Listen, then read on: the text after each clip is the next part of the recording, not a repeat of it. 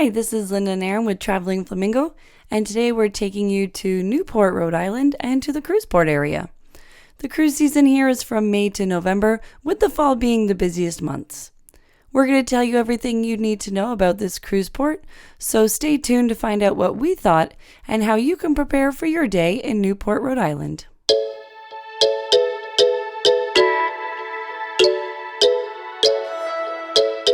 This was Aaron's first time in Newport, and he was really excited to explore and see what the city had to offer. The adventure starts as soon as you're ready to disembark the ship, as this is a tender port. Their larger ships are too big and can't dock, so they set anchor off the east passage of the Narragansett Bay. Then you take a tender to Newport Harbour, and you get off right at Perotti Park, which is right in the center of town. I'm sorry if I'm saying the bay and the park name wrong, but it's great that it takes you right into the center of the city.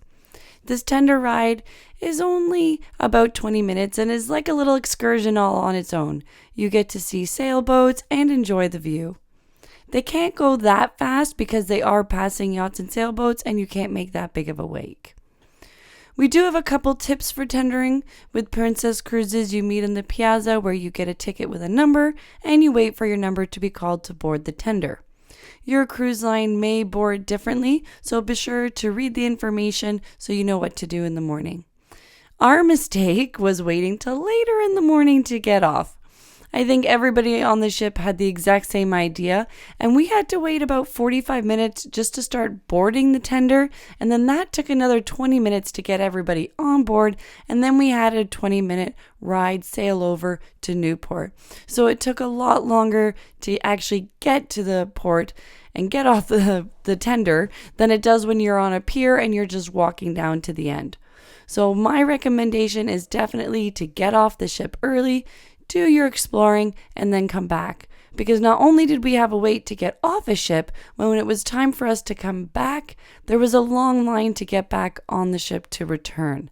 That being said, I really did enjoy the tender ride. It was nice on the way out. We sat outside, which was a lot of fun, and really enjoyed the views, and it just makes it a little bit part of your adventure. So set your time aside. Know that it's going to take a little bit more time to get off the ship, especially if you are meeting an excursion group off of the ship at the port. So let's get into the port atmosphere. There's no big cruise terminal building as you're tendering in. There is a building with a visitation center and a washroom right at the dock. There's a nice green space in the park with some vendors and musicians. Then you're really right in the downtown to explore. In terms of transportation, there are buses running every 20 minutes that cost $2. There are some cabs to help get you around as well.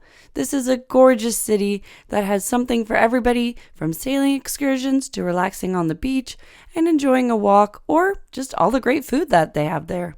This city is very walkable, so there's no need to worry about booking an excursions. You can just go off and walk around.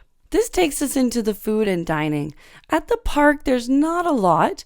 There was a Newport lobster shack when we were there, which was very popular and convenient. It always had a little bit of a line. If you don't want to spend your time sitting in a restaurant, but you want to have some lobster, then this is a great way to get it and enjoy it while you're walking around. You're also only a block from the downtown, where there's tons of cafes and restaurants. There are some really nice waterfront restaurants as well. We actually met some people that had some really amazing fresh lobster and clam chowder. They said it was the best they ever had. And there was another family we met that was only getting off the ship to have clam chowder. I gotta tell you, they had their priorities straight. Next time, I'm going to get off the ship earlier so we're not waiting in as long of a line and are able to sit down and enjoy one of those waterside restaurants. Let's move into what is near the port. As you're right in the city, there is a lot to see and do. We enjoyed our few hours there, walking and enjoying the historical architecture. I really did like those cobblestone streets. We don't have very many of those where I live, and it just adds a nice charm to the area. Another thing to do is tour and tasting at local vineyards. There's a ton of waterfront dining. Another popular thing is to do the 3.5-mile cliff walk, where you can see the mansions that were built in the 19th century. There's also Fort Adams that you can visit, so there's definitely a lot to see and do. We highly recommend getting off the ship and exploring. It's worth the wait, and who doesn't love a little tender ride? We often also get asked what to bring when visiting a port. You will need your cruise card or medallion or whatever your cruise line is using to get off the ship and get back on the ship. You'll also need your identification. If you're not a U.S. citizen, you may need your passport. I find it can be hit or miss if you need your photo ID, but it's always good to have it on you. Newport, Rhode Island is in the U.S. and accepts U.S. dollars, and all major credit cards are accepted as well. And if need be, there are tons of ATMs around the city. Also, if you're doing an excursion, we like to have some money to tip our tour guide and driver. A side note to that, for tipping in the US, it is customary to tip at restaurants, shuttle bus drivers, tour guides, bartenders, and taxi drivers. It's good to have a little cash to show your appreciation. If you're choosing to enjoy the shopping and dining, you don't need a towel unless you're planning on taking an excursion or heading to the local beaches or sailing. In our backpack, we like to bring some water, sunscreen, extra masks, and our camera. We like having a backpack because if we have any purchases, it's easy to put those in there to carry. Another thing that's good to take along with you is a power pack. We have a really cool 2-in-1 travel power bank. You can plug it into the wall. It has 2 USB charging ports and a USB-C port for more modern devices. But then you can take it with you as a wireless power pack. When in the port, I really like taking the opportunity to connect with my family and see what everybody's doing. And you can see a lot of people are on their phones doing that. So it's nice to have a wireless recharging pack for my phone so my battery doesn't die, especially if we're using it for navigation to our various adventures. So overall, we really enjoyed our day in Newport. The adventure started right when we got on the tenders and enjoyed the ride into port, admiring all the sailboats. It was great being right in the city as we were able to walk around and do a lot even without an excursion. Next time I'd get off the ship earlier to avoid the lines getting off and back on the ship.